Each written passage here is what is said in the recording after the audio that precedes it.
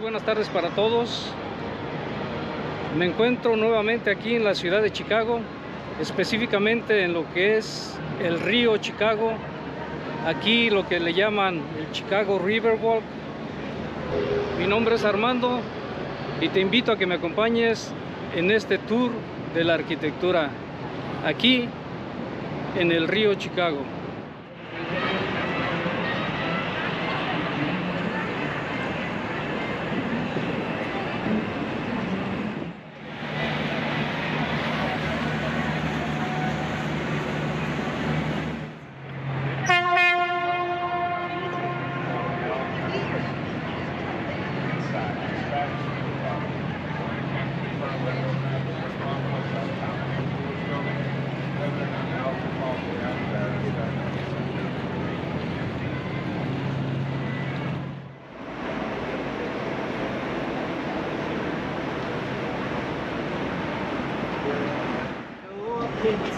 This is our Chicago Ship is firefighting equipment. Now this afternoon we're going to be going over a couple low-lying bridges, so we ask you please not stand or kneel on any of the chairs or benches. Also, please don't throw any trash off the side of the boat. We've got plenty of trash cans located throughout the ship, and there's no smoking on the boat. It was initially started in 2006. Now this building was supposed to be a 90-story skyscraper. Just to give you an idea for how tall that is, that's just about 51 stories right there. So it's almost gonna be double the size. But then 2009 comes along and the building hits the Great Recession and it sits unfinished for 5 years until 2014. Then Handel and Associates comes along and says, we gotta finish this building because we need a product, we gotta put it out there. So what they basically did was they just put a roof on it and called it a day. So what you're gonna see there is half of the building that was originally supposed to be built. Now, another cool thing about that building is if you're gonna look and you look at this, there's almost this look at this ribbon that goes right up the side of the building right there, cuts across the middle, goes up the back. So that again is called a ribbon. What that does is does a couple things. So again, there's the sun just poking out already. So that does a couple things. One, it's meant to pay homage to the Chicago River. It's meant to follow the turns in the Chicago River. Also, what an inlay allows you to do is look transparently through the building. So if you were to go up right there through there, you'd actually be able to see all the way through to the insides of the building, all the way through to the other side of the building, which I think is very, very cool. Next building I want to talk about is going to be the one right next to it. The tall postmodern building with the white concrete and the blue glass right there. Cool story about that building. So you're going to get a few different styles of architecture in this. You're going to get Greek influences, you're going to get Roman influences. You can see that at the top of the building when you got the triangles up the top. You're going to see the arches down here at the bottom. So again, Greek and Roman influences. But mostly this is a postmodern building. Postmodern in architecture basically means taking the best of the past meets the best of the present. So you're going to get a lot of glass, steel, concrete, and granite buildings under the style of architecture, meaning that they look just as good today as they did when a lot of them were put up, over 30 years ago. This building was built in 1994 by a Spanish architect named Ricardo Bofill. Now the cool thing about this property, the unique thing about this property, is that it is a 50-story skyscraper. I say that in quotations because it does not have a 49th floor. So when they were building this property, they got to the 48th floor, realized that the next floor would be the completed floor of the property, so it'd be a finished property, but it would only be 49 floors. And they knew that the building wouldn't be as attractive and it wouldn't be as easy to sell if they called it a 49-story skyscraper. So why not just call it a 50-story skyscraper, right? So what they did was they skipped the 49th floor. So that goes straight from 48 to 50, so there is no 49th floor in that building, so it is a 50-story skyscraper. Now just under here, as we clear the bridge, we're going to come up on one of my favorite buildings. It's going to be a black building, looks like a column within a column, designed by Kevin LaRoche and John Dingloo, again another postmodern building. But what I want to draw your attention to right here, 35 West Wacker, the Leo Burnett building, are these silver rods. These silver rods in the windows, these are called mullions. What mullions do is they draw natural light, natural energy into the building, creating an extremely cost-efficient building, which again, cost efficiency and efficient buildings are a theme that you're going to see in and all around Chicago. Now you probably don't know this, but you're already familiar with the Leo Burnett building. They're home to the Leo Burnett Ad Agency. The Leo Burnett Ad Agency has given us such wonderful characters as Ronald McDonald, Tony the Tiger, the Jolly Green Giant, and the Pillsbury Doughboy. Now just as we clear the bridge right under here, you're going to have just this grassy knoll over here. That's the Chicago Vietnam Veteran War Memorial. Just find it on the wall. You're going to see all the names of the Chicago veterans that fought in the Vietnam War. But just behind that, you see that Morton Steakhouse sign over there? Just behind that, you're going to get a very tall green and gold Art Deco building. That is real 24-karat gold leaf up at the top of that building. Now the cool thing about that building is when it was designed in 1929 by Burnham and Burnham, the Burnham brothers, sons of Daniel Burnham, the architect of Chicago. When they built that building, they had one thing in mind, and that was to protest prohibition. Prohibition, of course, banned the sale of alcohol and the consumption of alcohol in the United States in the 1920s. So what they did when they built that building, they said, if we can't enjoy a bottle of champagne here in the great city of Chicago, we're going to build a bottle of champagne in the city of Chicago. So that gold leaf on the top of that building is meant to resemble the top of a champagne bottle. Now this really tall, skinny skyscraper here, this is the skinniest skyscraper in all Chicago. It's only 50 feet wide by 100 feet.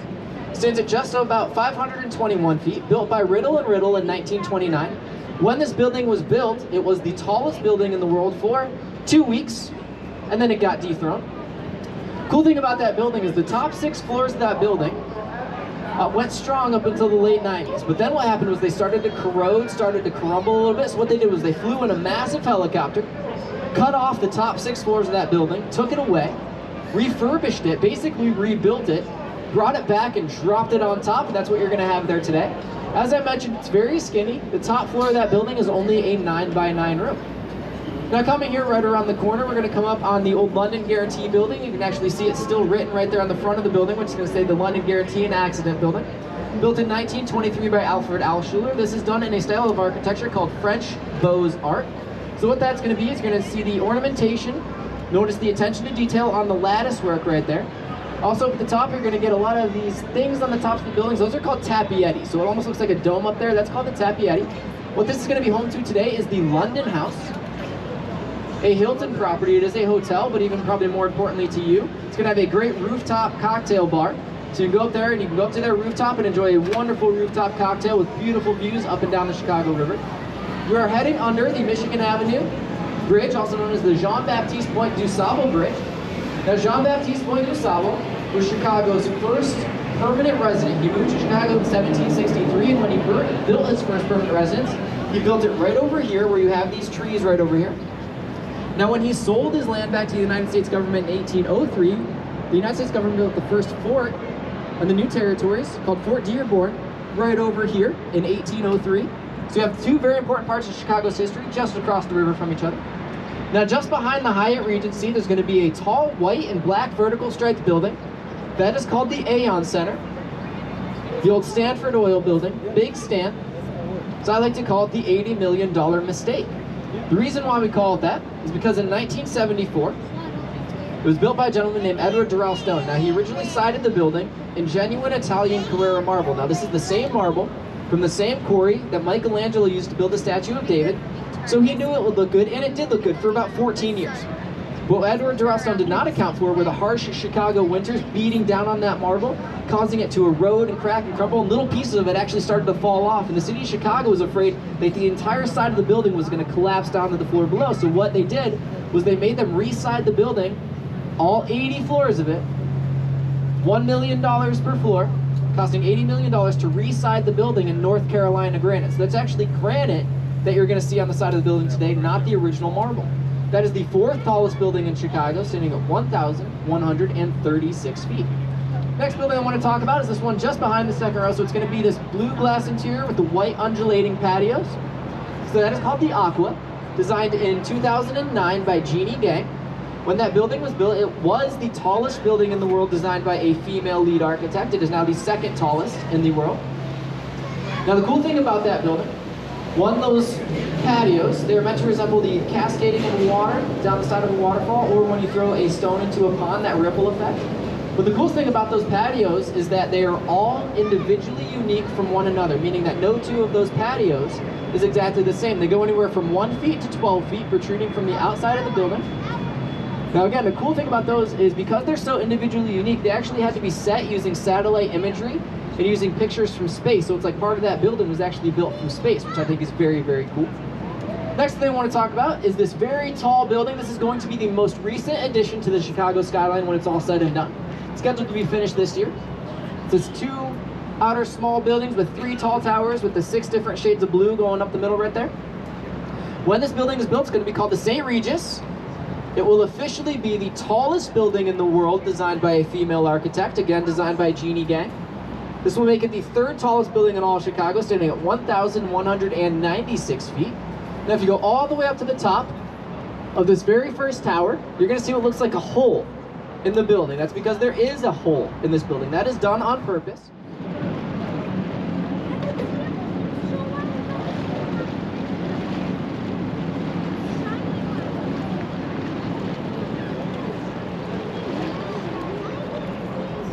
Became a naval training base in the mid-1900s. Not too long ago, underwent a mass restoration project. About $500 million was spent turning into what you're going to see there today. So what you're going to have there today is you're going to have the Aeon Grand Ballroom, just at the end of the property. You're going to have the Sable Hotel, just opened not too long ago. You're going to have 3 different restaurants, and they're going to including a Mexican restaurant right there called the Riva. You're also going to have the nation's largest rooftop bar, which is called Offshore, if you want to check that out. You're also going to have a Tony Award-winning Shakespearean theater. It is the second most visited tourist attraction in all of Illinois, second only to the Bean here in Chicago. Now again, what I want to draw your attention to about that over there is that Ferris wheel. Now in 1893, the city of Chicago held the Chicago Columbian Exposition, or the Chicago Columbian World's Fair. It's a very big deal here in Chicago, and what we needed to do was we needed to build something really, really big that would rival the Eiffel Tower that was introduced just 4 years before at Paris's World Fair. Now the Eiffel Tower stands at just about 951 feet. And we needed a showpiece. We needed a centerpiece for the World's Fair. So a gentleman by the name of George Ferris was commissioned to build something really, really big, and he did. Just to give you an idea for how big that very first Ferris wheel ever built was, that Ferris wheel over there stands at just about 175 feet. That very first Ferris wheel ever built stood at just about 300 feet tall. It could carry about 2,136 people. Had 31 box cars that could carry about 80 people, and it costs a nickel to ride and took a half hour to go all the way around in one full rotation. Right over here in 1968, Lake Point Tower by Shippen, Wright & Heinrich, done in an internationalism style of architecture. We're going to talk about internationalism in just a little bit when we get there. But these two gentlemen were students of a gentleman that again I'm going to talk about a little bit later. His name is Mies van der Rohe. But again, this is done in international style, but what they did is basically they wanted to give a beautiful view up and down the Chicago River. They also wanted to give 100% privacy in those lobes. So imagine looking down on a big fidget spinner. So those lobes are designed with those curves to allow you to view outside the Chicago River and up and down the lake, while also not being able to look inside anybody else's property. Now just to not only Chicago's tallest skyscraper, but the United States' tallest skyscraper is going to be called the Chicago Spire. It's going to stand at just over 2,000. Riverview 1 and 2, designed by James DeStefano in 2002 and 2004. So what you're going to have here is you're going to have townhomes, condos, 1 private penthouse. Each one of these properties is going to have its own private parking space, its own private elevator that goes in and out of the residence. Now, if you're on the back facing the street, you're going to pay about $2 to $5 million. You're facing the river, you're going to pay about $6 to $9 million. But the penthouse on this property for $11 million, just a couple quick things that you're going to get there, is you're going to get your own full Olympic-sized basketball court, your own full-size racquetball and squash court, and then you're also going to get a 16-person jacuzzi, which I think is pretty crazy. I can only imagine the parties happening in there.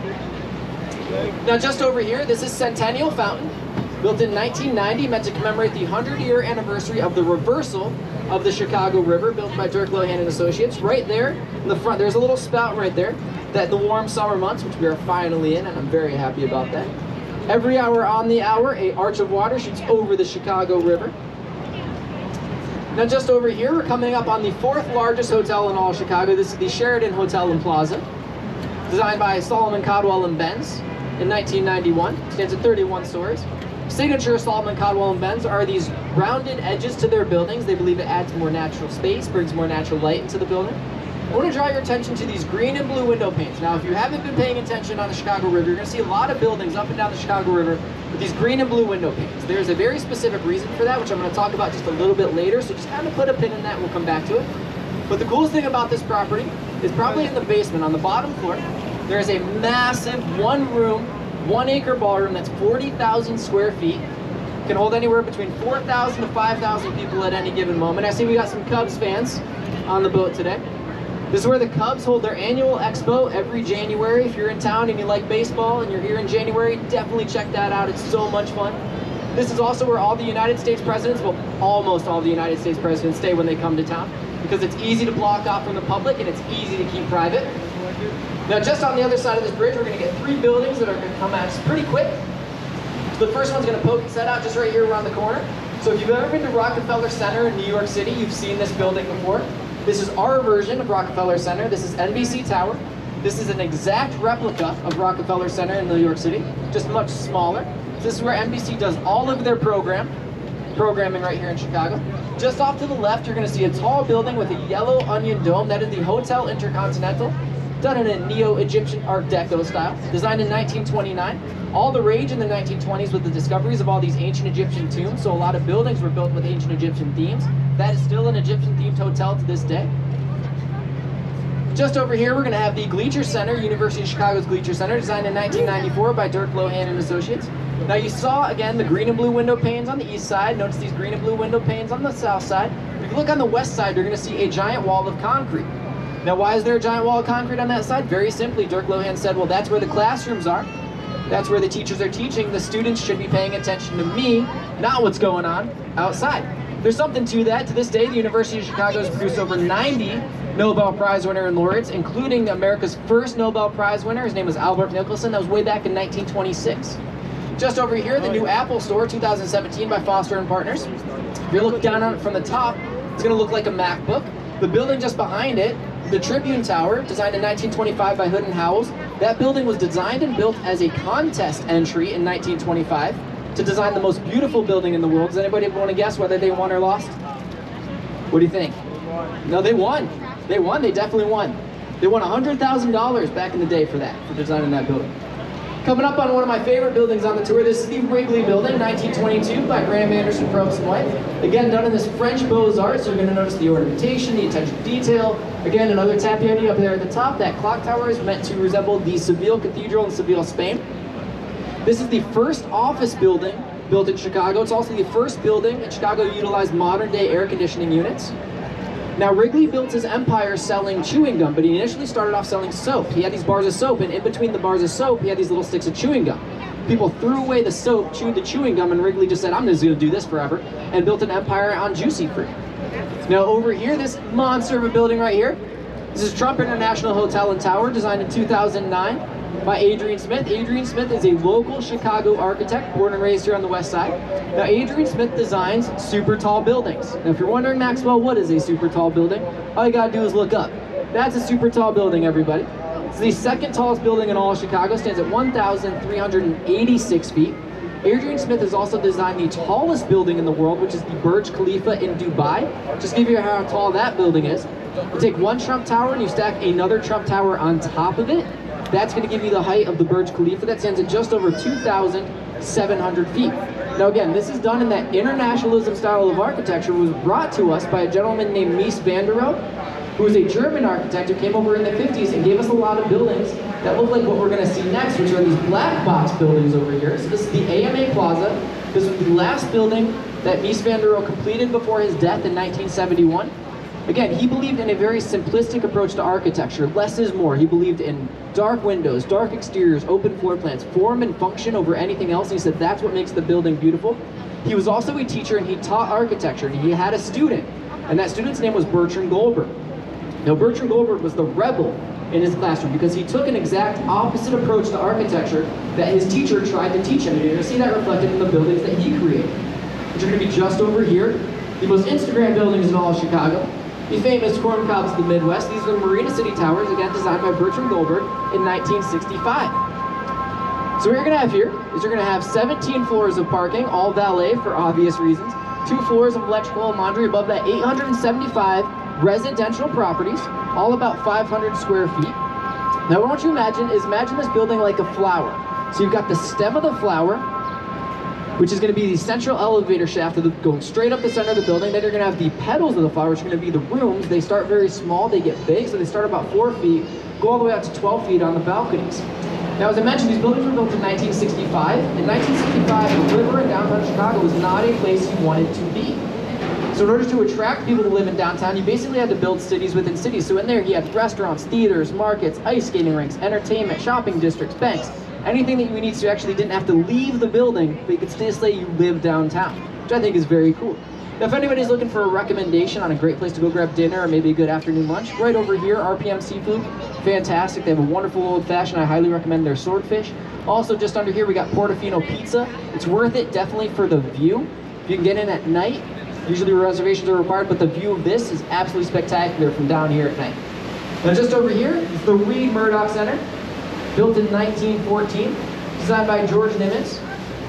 Great example of adaptive reuse properties, basically taking something that was used for something a long time ago, now using it for something completely different. Cool thing about this building is if you look on the right side of the building, you're going to get 6 bays of windows. If you look on the left side of the building, you're going to get 5 bays of windows. The reason being is that in 1928, we needed to make room for the LaSalle Street Bridge, so you're going to have this 5th bay of windows, which gets completely demolished, taken away, and they bump over the end of the building. And they thought that no one would notice, but here we are 100 years later talking about it. Another clock tower, very reminiscent of the time period in Chicago. A lot of buildings built between 1900 and 1930 were built with clock towers because not everybody could afford watches back then. So in order to tell the time, you would just have to look up as you were walking around the city. Just over here, 300 North LaSalle, designed by Picard and Shilton. Very unique building here in Chicago. This is a Platinum LEED certified building. Basically what that means is LEED stands for Leadership in Energy and Environmental Design. Platinum status is like winning the Best Picture Academy Award for environmental design. This building's made with recycled and repurposed materials. They use the river water as their air conditioning system. There is a green roof at the top of this building.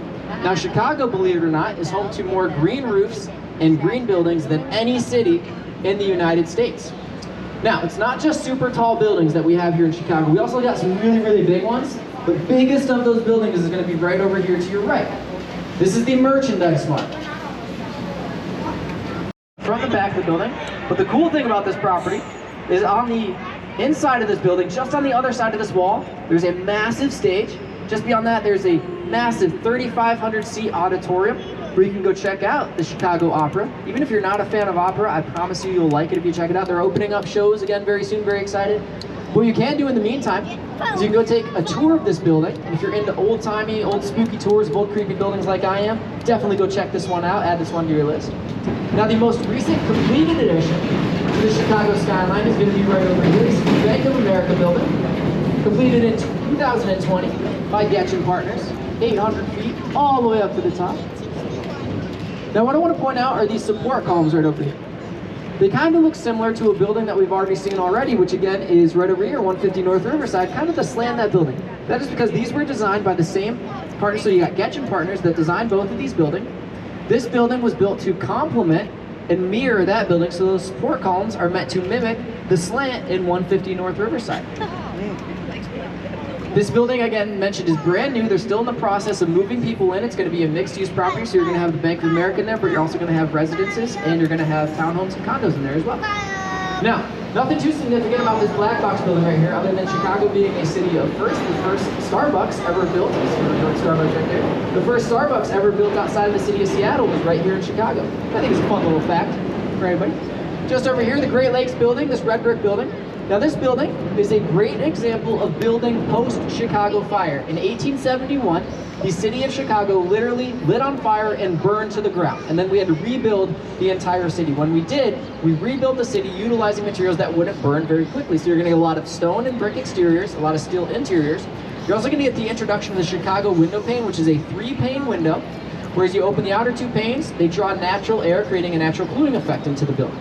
Now, this building has some historical significance to the United States, and that it was built on top of a site called the Wigwam, where in 1860, 12,000 Republicans came together to nominate a young gentleman to run for the presidency of the United States. That young gentleman's name was Abraham Lincoln. Nominated to run for president right over there. Now, this is either the beginning or the end of the Chicago Riverwalk, depending on where you are, but we'll talk about that in just a second. But what I want to draw your attention to is what has been often voted the most beautiful building in all of Chicago, and I'm not one to argue. It's going to be the one right here behind me. This curved building right here. This is 333 West Wacker, designed by Cohen, Pedersen, and Fox in 1980. This is done utilizing a style of architecture called contextualism. What contextualism is using the flow of the land and the flow of the environment to determine how your building is going to look. So you notice this follows the natural curve of the Chicago River. Now, another great example of contextualism is, again, remember those green and blue window panes I mentioned earlier? So you're gonna notice these green and blue window panes, they're there for a reason. The reason is that we have a glacier-based lake, meaning we have a blue lake. We have a clay-based river, meaning we have a green river. So they come together to kind of create this greenish blue hue. So what's gonna happen is these green and blue window panes are meant to mimic and reflect the Chicago River so they blend seamlessly in with one another. It's gorgeous enough, like tonight, what they'll do is they'll do what's called art on the mark. So they'll project local music videos, local artists, pictures and stuff on the art on, so it's called art on the mark. So if you're down here tonight, it's dark out, definitely walk up this way, check that out, super cool. Now the Chicago River Walk was started in 2000, completed in 2016 by Ross Barney and Associates. What you're gonna have is you're gonna have 1.25 miles with 6 individualized sections, some representing geography and ecology, like what we're gonna have right here. Some are meant to highlight the arts and entertainment, like where we took off from, which was the Chicago River Theater.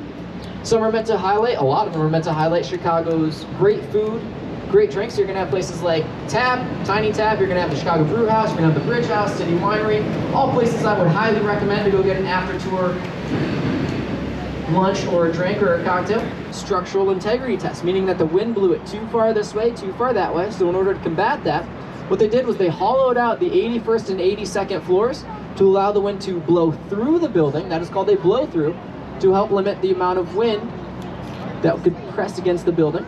Also at the top of this building, you're gonna get a it's called a mass damper system, which is 400,000 gallons of water at the top of this building, that anytime, again, the wind blows too much, the water is gonna slosh back the other way, keeping the residents inside nice and stable. Now I mentioned this is gonna be called the St. Regis because the St. Regis hotel chain is moving in on the bottom floors. Then they're gonna have offices just above the bottom floors there. Now, what I want to talk about those, then they're going to get into residential properties, but the penthouses to this property are what I want to talk about for just a moment. The penthouses to this property are going to start on the 71st floor. They're going to go all the way up. Just to give you an idea what those are like, they start at 5,000 square feet. They go all the way up to 6,600 square feet for a penthouse, giving you a complete 360-degree view of Chicago.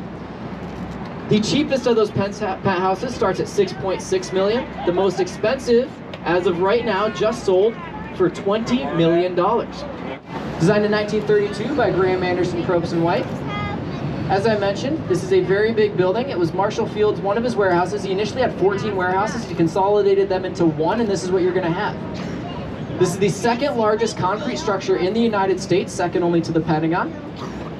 On the inside of this building, you're gonna have over 4.5 million square feet of space. You're gonna have over 8 miles of internal hallways and corridors. Up until the early 2000s, the building's so big, it sits on over 5 city blocks. It's had its own postal zip code of 60654. Quick water break.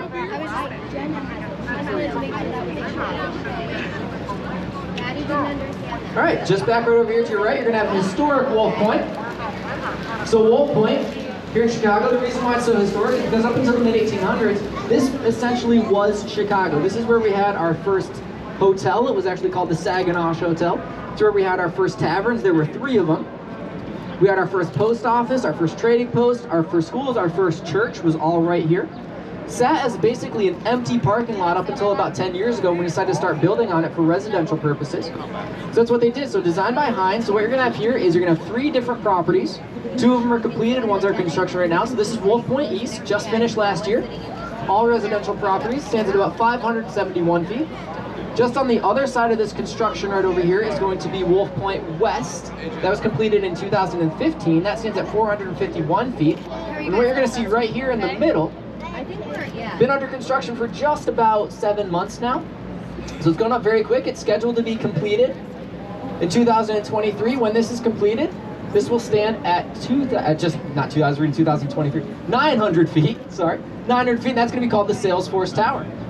Now, as we turn down the river right here, another Picard and Shilton building. This building right here is called River Point. It's designed and built with over 50% recycled and repurposed materials. That little artwork right there, that's called Constellation. That was just put up in 2019. You see all these portholes right here? These are vents. So what these are, this is all over railroads. So the entire city was built up and around by railroads, right? And there are a lot of these buildings, everything that you're gonna see on the right-hand side was built utilizing what's called air rights construction, meaning that the railroads own the air above the railroads. So these buildings and these designers had to get real creative in the way that they built and designed these buildings. So, great example of that right over here is gonna be 150 North Riverside. So you're gonna have this slant that goes down into this concrete slab. So you're gonna have this concrete slab. If you're looking at this concrete slab from the sides, it's only gonna be about 40 feet wide. And that 40 feet of concrete supports the entire weight of this building, which is over 2/3 the size, 750 feet all the way up. So if you're wondering how does it do that without toppling over, because it looks like the building's designed upside down, well, it's built and designed and made and reinforced with the world's strongest steel. And again, you're gonna get another mass damper system in this property. So at the top of this building, you're gonna get 160,000 gallons of water that, again, when the wind blows too far one way or another, the water sloshes back the other way, keeping everybody inside nice and stable. So again, you can see that concrete slab right there. Not very wide at all, but that, again, that supports the entire weight of that building because of that damper system, because of that steel. Another great example of air rights construction is going to be the building that you're going to see next, which is going to be the Boeing building, designed by Perkins and Will in 1991. Again, another great example of postmodern architecture. Glass, steel, concrete, and granite. Again, usually what that means is that these buildings are designed to look and last for forever. It looks just as good today as it did 30 years ago when it went up. Cool thing about this building is this side of the building, this initial column right here, is built on stilts embedded in bedrock. We're going to see that in just a moment. But the coolest thing about this building, one of the most unique things you'll see on this tour, is you get over here to this side of the building, pretty much right where the boat's hitting right now. This side of the building is actually not supported by the ground at all. It's actually hanging above the ground.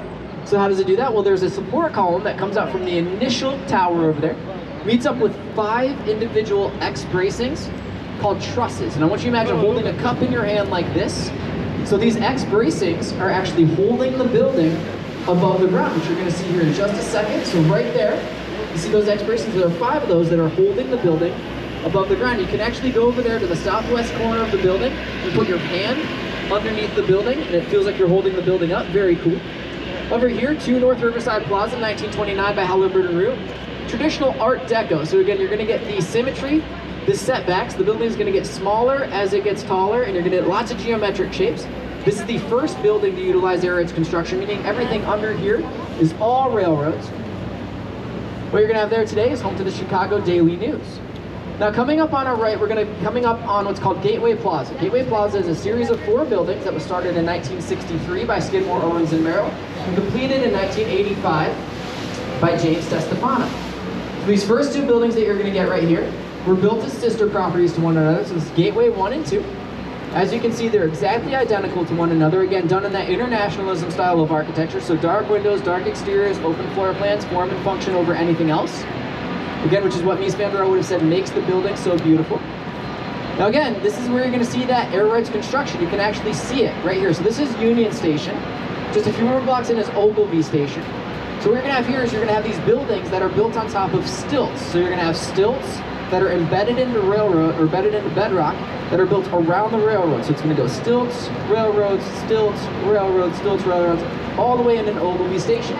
They might think that what if building above these train stations, because these are 2 of the busiest train stations, not just here in Chicago, but in the United States, wouldn't building above these be very loud, very noisy, very smelly? Well, people much smarter than myself design these buildings to be vibration-proof, to be soundproof, and to be smell-proof. They take those fumes, they suck them up through the building, comes out a nice clean exhaust up at the top of the building. Now you're going to come up on Gateway 3 right over here. Now you're going to notice that Gateway 3, which is now the 5th and 3rd Center, looks a little bit different than Gateway 1 and 2. There is a very, very, very simple reason for why it looks different than Gateway 1 and 2. When they were building and designing Gateway 3, the city of Chicago very politely asked Skidmore, Owings & Merrill, please do not design any more ugly buildings. We need a prettier building. So what they did, you're very well. So what they did was they built a building with the same interior structure and internal structure, and they created this aluminum concrete siding like a cage and just slapped it on the side and said, look, how much different and how much better it looks, and they loved it. So now what we're doing is we're going to make a turn right now. This is going to be, as we make this turn, this is going to be our last call for the bar downstairs. It's going to be our last call for the restrooms, just because we have an extremely fast turn for our next tour, because we're going to be working our way back towards the dock. Again, I said it goes by fast. But what you're going to basically do is we're going to work our way back to the dock, but now, this is what everybody pays the price of admission for, right? What's the most famous Chicago building? Which one? Oh, not quite the Hancock. I'd put the Willis Tower over that. Now, for those of you who don't know what the Willis Tower is, you might know it by another name. It's called the Sears Tower, right? So right here, this is why you pay the ticket price, right? Right here. So you can get this beautiful view right into the lobby, all the way up to the top of the building, right up there. Designed in 1974 by Skidmore, Owings & Merrill. Your lead architect's going to be Bruce Graham. Your structural engineer is going to be Vossler Kahn. You go all the way up to the very top of this building, 110 floors.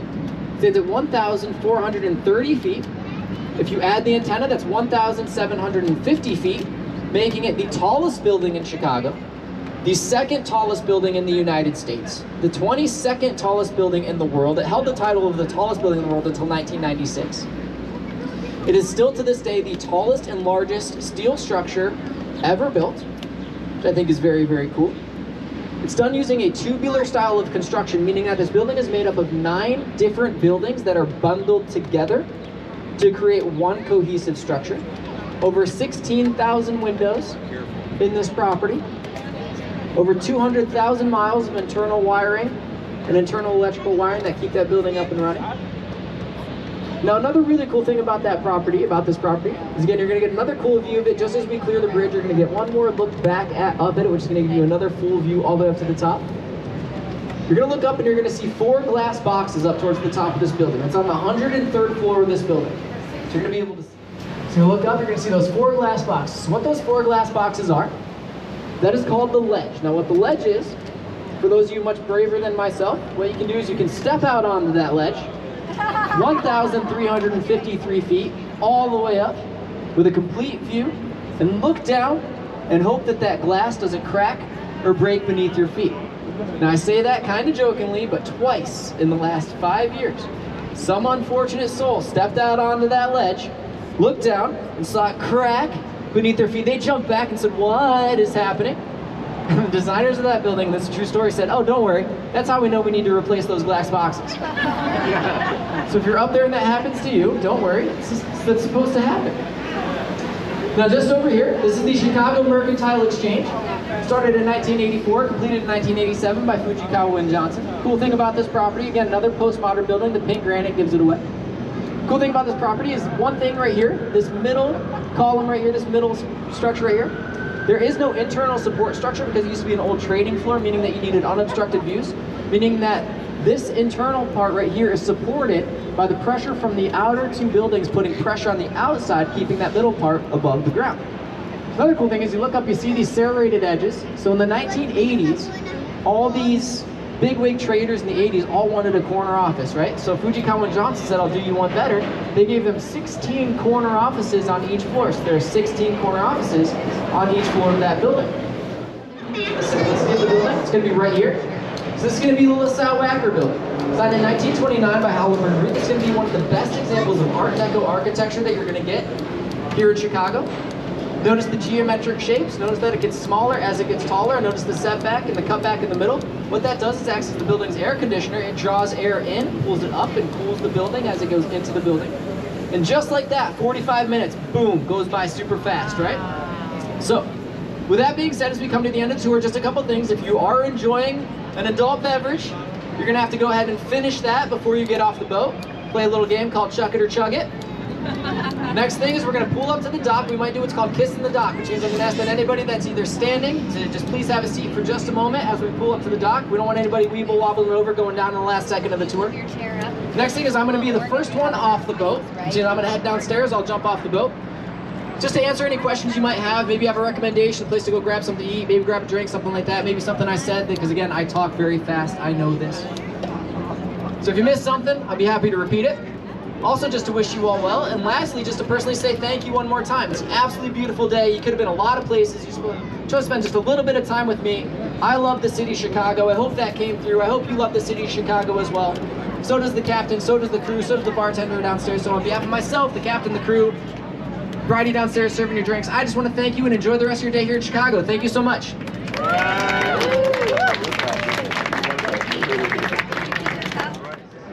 Pools are in, pools are up, creating a natural cooling effect on the inside of the building. And just like that, 45 minutes goes by super fast, right? Super quick. Thank you. I'll take it. I appreciate it. Thank you. Just a couple things as we pull up to the dock. I'm going to ask that everybody either keep a nice firm grip on the handrail or take a seat. You might kiss the docks and you might kind of weave and wobble back and forth. You don't need anybody going down the last second of the tour.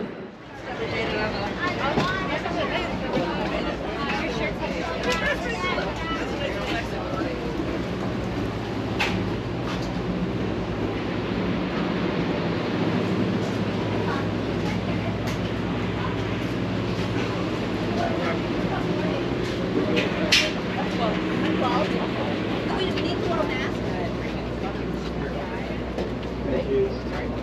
a great day. Thank you. Thank you so much. Thank you.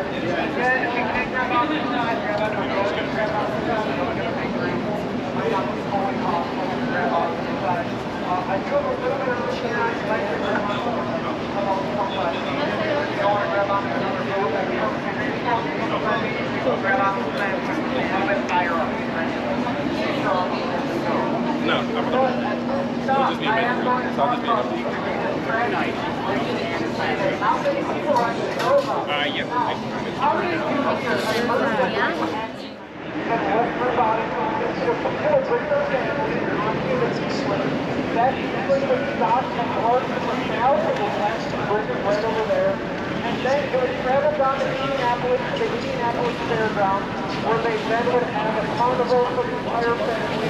Everyone is but I